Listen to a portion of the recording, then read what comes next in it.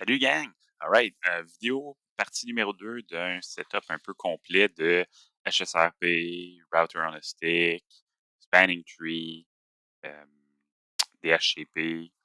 On a autre chose, j'ai-tu oublié de quoi? Ça se peut-tu que j'ai oublié de quoi? C'est sûr, ça se peut que j'ai oublié de quoi. Routage statique, une espèce de tout en un. Allez voir ma liste, là. On a aussi la sécurité. Fait que dans partie 2 aujourd'hui, là, dans cette vidéo-ci, on va vraiment parler plus de Spanning Tree rapidement, comment on a configuré ça, c'est quoi le setup ou comment on va le configurer. On va parler de Router on a Stick en détail, puis de HSRP qui sont super importants, mais pas vraiment compliqués. Fait qu'allons voir ça. On va commencer avec Spanning Tree. Fait qu'ici, là, si on se rappelle de notre setup, si tu regardes la vidéo partie 1, je l'ai expliqué, on a différents VLAN. On a le VLAN 10, 20, 100, 69 puis 117. 10 et 20, c'est pour les PC. Fait qu'on a besoin que ça se rende partout, que ça quitte l'étendue du niveau 2. VLAN 100, c'est pour le management. Donc, chaque switch a un VLAN, interface VLAN 100, une adresse IP avec une passerelle par défaut pour quitter le réseau local pour être capable d'être géré à distance. Puis on a le VLAN 69 qui sert strictement à fuck out. Il ne sert à rien. Il sert juste à ce que les ports non utilisés soient dans un VLAN puis qu'ils ne puissent pas aller nulle part.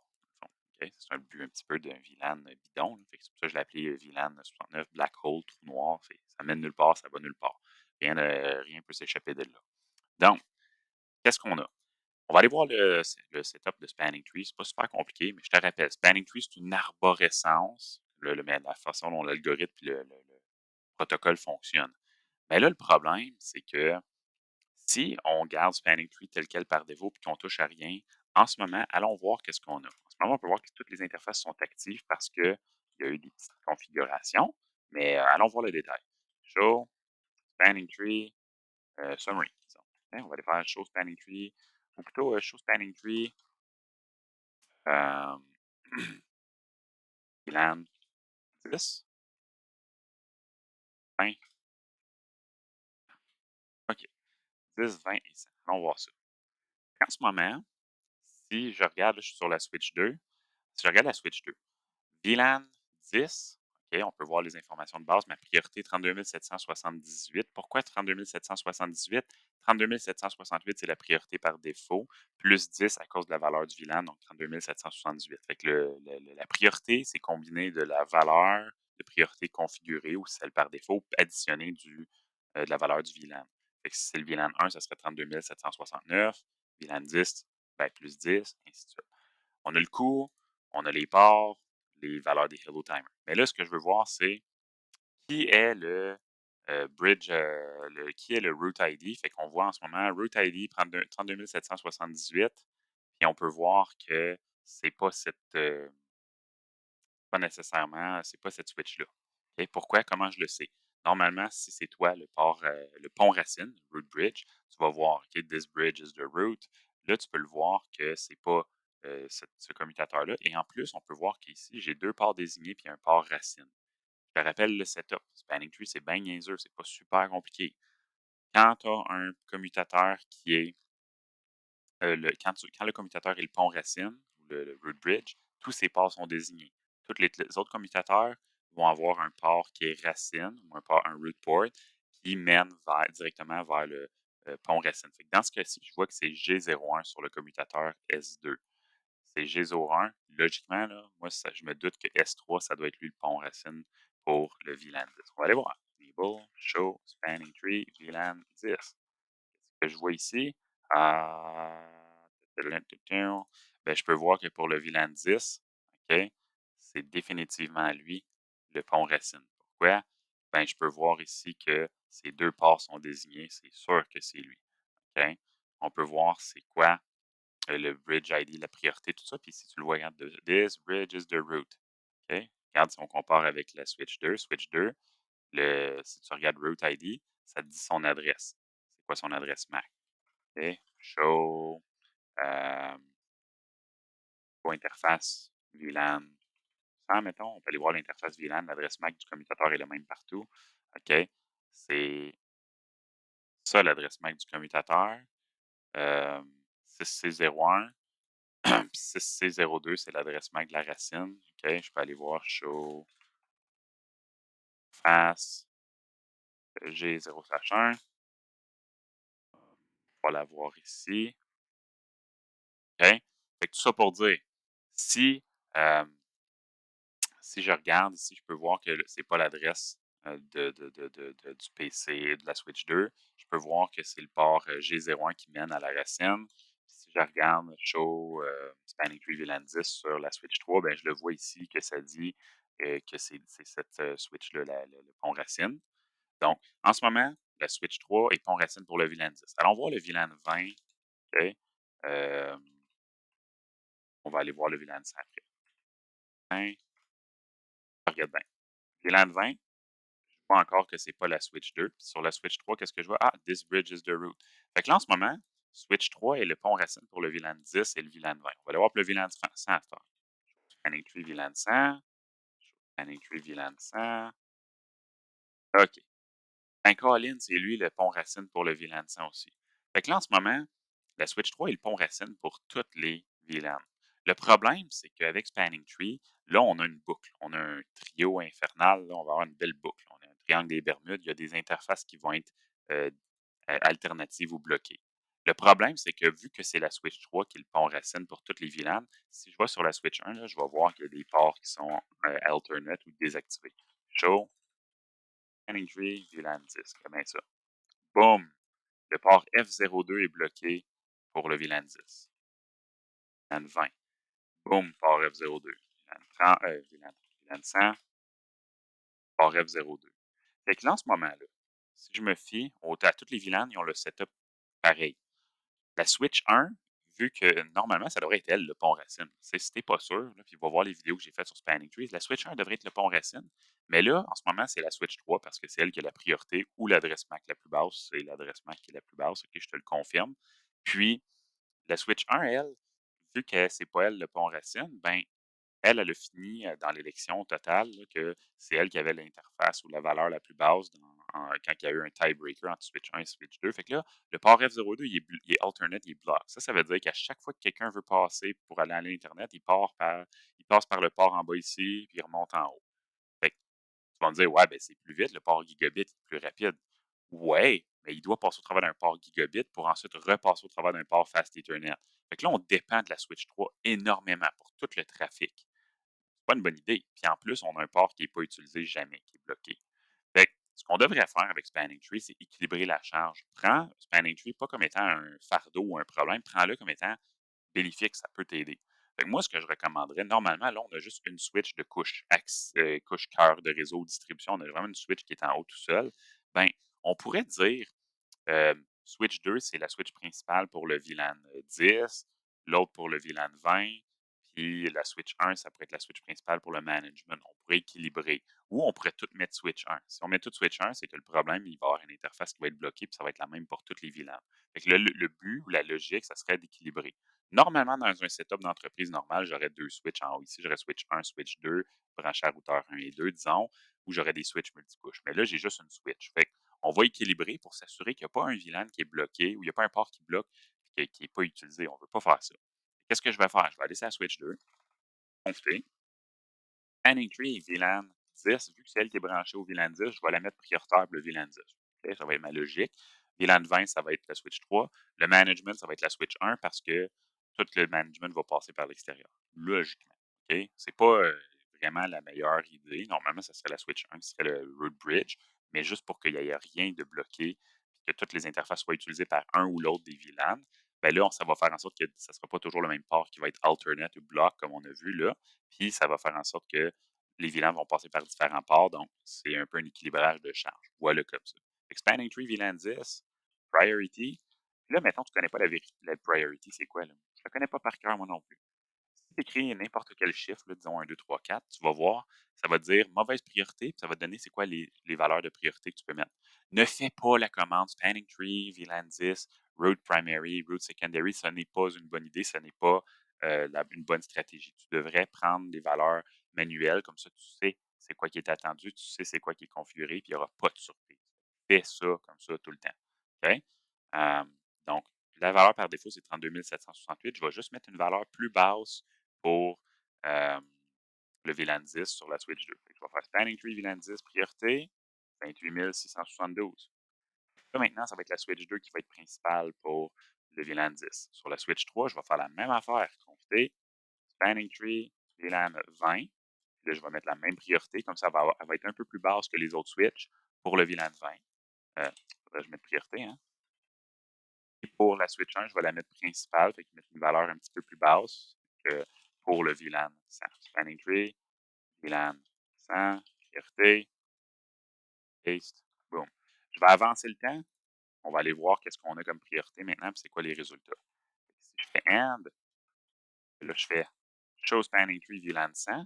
Ah, this bridge is the root. OK. Je vois this bridge is the root. C'est le pont racine. Si je fais Spanning Tree, Show Spanning Tree VLAN 100, ben là, je peux voir que c'est pas lui le pont racine, c'est la switch 1. Je peux faire Show Spanning Tree VLAN 10, ça va être la switch numéro 2 qui est la switch principale. Puis ici, je peux faire Show Spanning Tree VLAN 20. Je vais voir que c'est elle, la switch principale. Fait que chaque switch est principale pour un des VLAN. Ça va faire en sorte qu'on n'aura pas de port qui est bloqué. On va juste aller voir ma config de Spanning Tree. OK. Euh, rapide PVST, c'est ce que j'ai mis. On peut le voir ici, Spanning Tree Mode Rapide PVST. On peut voir les priorités que j'ai configurées sur chacun des switches. That's it. Ça, c'est pour Spanning Tree. Maintenant, si on parle rapidement de HSRP, DHCP, on ne se cassera pas le basic avec ça. Okay? Vraiment pas. Vraiment, là, je veux qu'on garde ça simple. Regarde mon setup. Pense-y bien fort. Pense-y bien fort. PC10, PC20. Pour savoir, premièrement, OK, je configure DHCP, on est d'accord? Comment ça marche DHCP? C'est pour ça que je te dis tout le temps, c'est important de comprendre. C'est pas important les commandes, on s'en devine le reste. On s'en bat les devine le reste de ma phrase. Merci YouTube. Je ne dirai pas de gros mots, là. On est quand même sur YouTube. On est à la télé. OK. Mais quand je regarde mon PC qui est dans le VLAN 10, PC VLAN 20, c'est des trunks ici, puis ça va jusqu'au routeur. Bon, quand le PC VLAN 10 veut une adresse IP, on se rappelle de DORA, hein, Discover, Offer, Request, Acknowledge. La première étape de DHCP, c'est le PC envoie une diffusion, il n'y a pas d'adresse IP. Il dit Hey, moi je veux un IP, donnez-moi un IP. Quelqu'un, donnez-moi une adresse IP. C'est ça le concept de DHCP. Il envoie une diffusion à tout le monde. Il dit Qui peut me donner une adresse IP, s'il vous plaît, donnez-moi un IP, j'en ai besoin. Je peux te le dire encore si tu veux. Même affaire PC VLAN 20. Et quand il envoie une diffusion, là, boum, ça s'en va à la switch 2. Qui reçoit la diffusion? Ben, la switch 1 va le recevoir, la switch 3. Tout le monde va le recevoir, mais jusqu'où se rend cette diffusion-là? Ben, tout le monde qui est dans un réseau local reçoit une diffusion. Donc, c'est quoi la portée d'une diffusion ou d'une requête DHCP? C'est le réseau local. Donc, qui va le recevoir? Switch 2, Switch 3, PC VLAN 10, Switch 1, routeur 2, routeur 1, parce qu'ils font tous partie du même réseau local. Tout ça, ça fait partie du réseau VLAN 10, VLAN 20 ou les autres VLAN. Vu que c'est des switches, c'est des trunks, quand que le PC envoie une diffusion, ça va se rendre partout jusqu'au routeur 1 et 2. Ça ne se rendra pas au serveur DHCP, c'est ça le problème. Fait que dans la vraie vie, on n'a pas de serveur DHCP dans le réseau local, donc on a besoin d'un IP helper. Fait que là, je veux qu'à partir d'aujourd'hui, tu arrêtes de faire IP helper partout. IP helper, IP helper, IP helper. Je le mets sur la switch, sur le routeur, j'en mets partout. C'est pas de la mayonnaise, les boys, OK? Arrête de mettre IP helper partout. C'est pas compliqué. Où est-ce que je mets IP helper? Ben, je le mets sur l'appareil de périphérie du réseau local, donc le routeur, qui est le plus près de l'utilisateur ou qui est dans le réseau local de l'utilisateur pour être acheminé au serveur DHCP qui est à l'extérieur. Fait que où est-ce que je mets un IP helper? Dans mon réseau, ici, je le mets à deux places, sur le routeur 1 et le routeur 2. Pourquoi? Parce que quand le PC va envoyer sa requête DHCP ou PC VLAN 20, il va l'envoyer, tout le monde le reçoit, ça se rend jusqu'au routeur 1 et 2 parce qu'ils font partie des réseaux locaux, ils ont une interface ou une sous-interface dans ce réseau-là. Ben là, routeur 1 et 2, il faut qu'ils sachent que, hey, une requête DHCP, on n'est pas les serveurs DHCP. Le serveur DHCP, il est là-bas, il est en haut ici. Ben, IP Helper, ça va aller à cette adresse-là.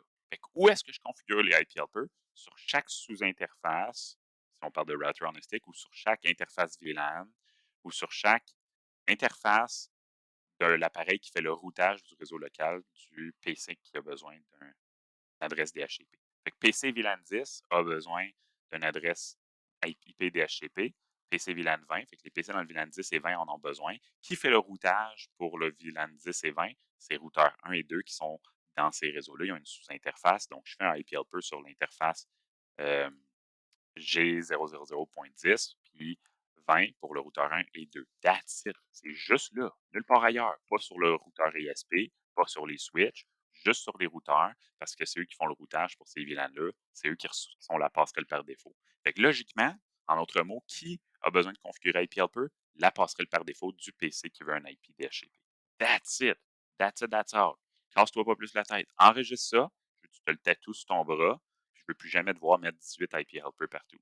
Ça fait aucun sens. All right? Bon, allons voir ça. Enable. Conf T. Plutôt juste show run. Je vais aller te montrer la configuration de l'interface. Regarde. IP Helper pour l'interface G000.10. Pourquoi? C'est l'interface qui fait partie du réseau local. Et G00.20, IP Helper. Puis j'ai mis l'adresse IP du serveur DHCP. That's it. That's all. Maintenant, si je vais sur le PC, configuration, tu vois, je fais requête de DHCP. Tu vois, j'ai réussi à obtenir une adresse IP DHCP. Je le fais du côté ici, même principe, je vais avoir mon IP DHCP. Aussi simple que ça. Sur mon serveur DHCP, c'est sûr que j'ai configuré le service DHCP comme j'avais parlé dans la précédente vidéo. Fait que ça, c'est pour DHCP. Okay? Maintenant, tout ce qui nous reste à parler de, c'est HSRP, rapido presto. HSRP, pas compliqué. Comment ça marche HSRP? HSRP, ça permet d'avoir plus qu'une passerelle par défaut dans un réseau local. Donc ici, j'ai deux routeurs dans le même réseau local. Je ne peux pas leur donner les deux le même IP. Puis, fait qu'il faut que je m'assure que les deux, ils vont avoir une adresse IP. Fait que, regarde, on va comparer routeur 1 et routeur 2. Et je vais mettre routeur 1 à gauche, puis routeur 2 à droite, ça va être plus visuel. Et voilà. Allons voir ça. Ça, c'est les trois sous-interfaces euh, de VLAN pour les deux routeurs. Si je parle de Router on a Stick, je te rappelle rapidement comment ça marche. Router on a Stick, j'ai mon interface principale, puis après ça, je fais .10 pour mon VLAN 10, .20, puis .100 pour les. Je fais une sous-interface pour chaque VLAN que j'ai besoin de router. On en a parlé déjà. Et là, les commandes pour le Router on a Stick, super simple. Description, je mets l'encapsulation avec le bon VLAN, IP address, that's it. Puis j'ai mis mon IP helper. OK? Fait que 10.0.10.2, 10.0.20.2, 10.0.100.2. Du côté de routeur 2, j'ai mis 10.0.10.3, .20.3 et .100.3. Et encapsulation .1Q100, encapsulation .1Q20, puis encapsulation .1Q10, respectivement. Fait que j'ai trois sous-interfaces parce que j'ai besoin de router le trafic de trois VLAN. Pourquoi est-ce que j'ai pris point 2 puis point 3? Ben parce que là, en ce moment, là, regarde ma topo. J'ai deux routeurs dans le réseau physique, OK? Dans les mêmes réseaux locaux. J'ai deux routeurs. Je peux juste avoir une passerelle par défaut. Je ne peux pas donner point 1 aux deux routeurs. Fait qu'il faut qu'on utilise HSRP pour dire on va se partager l'adresse de la passerelle par défaut, puis ça va être le routeur qui gagne l'élection qui va être la passerelle par défaut. Fait que routeur 1, là, il a l'adresse point 2, il ne perd jamais, il l'a pour toutes les VLAN 10.0.10.2, .20.2, .100.2, puis point 3 respectivement pour le routeur 2. Pourquoi j'ai fait ça? Mais parce que j'ai réservé point 1. Par convention, on donne souvent à l'adresse point 1 la première adresse d'un sous-réseau à la passerelle par défaut. C'est une convention. Je suis obligé de faire ça? Non, j'aurais pu prendre point 69, point ce que je veux. Moi, j'ai décidé de garder point 1 comme adresse de la passerelle par défaut. J'ai prévu cela. Fait que j'ai donné point 2 pour chacun des sous-interfaces pour routeur 1. Même chose, point 3 pour routeur 2. Puis j'ai conservé l'adresse point 1 comme étant l'adresse virtuelle ou l'adresse de la passerelle par défaut. Et là, c'est là que je configure HSRP. Quand tu fais HSRP, avant de faire HSRP, fais tes trois sous-interfaces, comme dans mon exemple, donne point 2 ou point 3 ou point quelque chose à tes routeurs, donne une adresse différente, logiquement, et l'adresse virtuelle, tu vas la configurer sur les deux routeurs. C'est celui qui gagne qui va la conserver, cette adresse-là. C'est juste ça.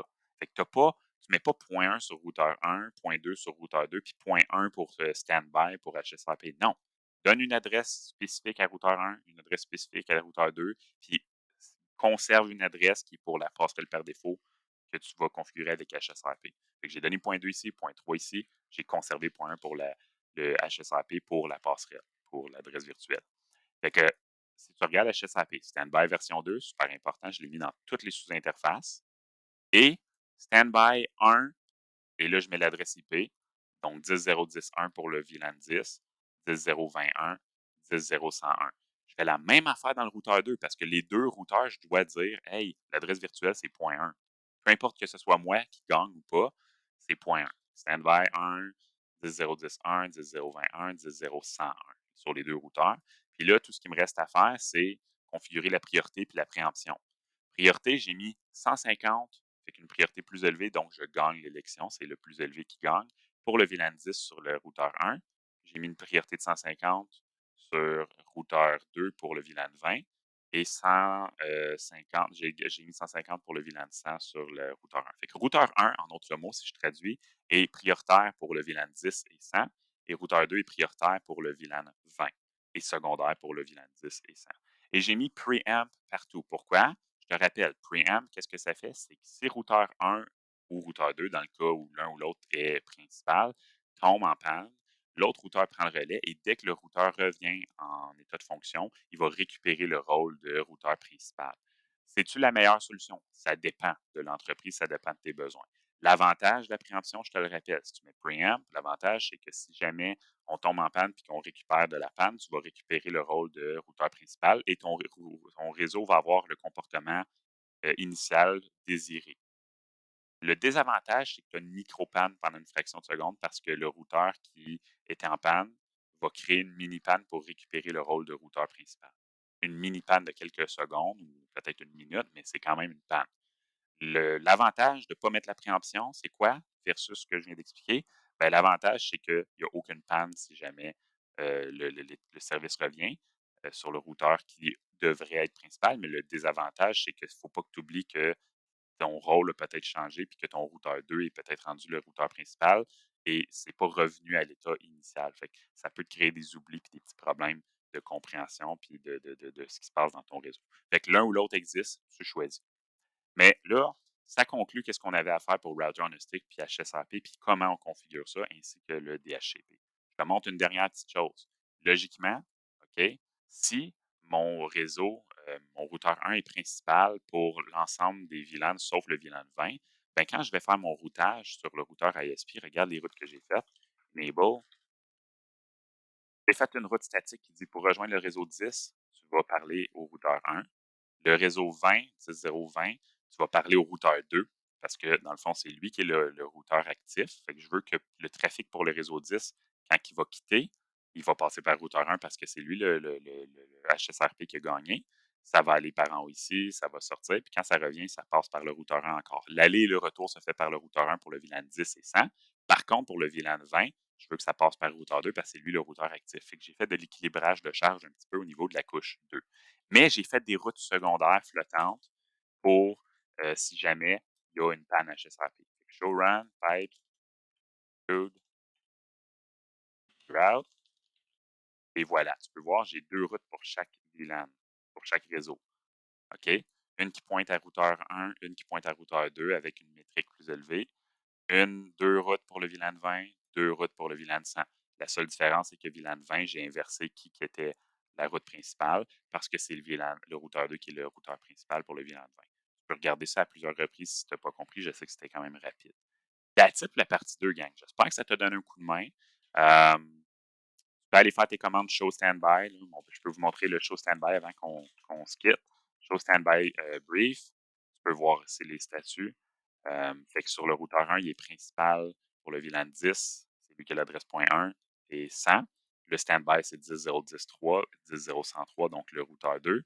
Tandis que pour le VLAN 20, c'est 10.0.23. Fait que n'oublie pas, avec HSRP, même si tu as l'adresse virtuelle .1, c'est toi la passerelle par défaut, .1, disons, ben, tu conserves quand même ton adresse physique que tu avais. Fait que là, le routeur 1, il y a l'adresse .1 et .2 pour le VLAN 10 et 100.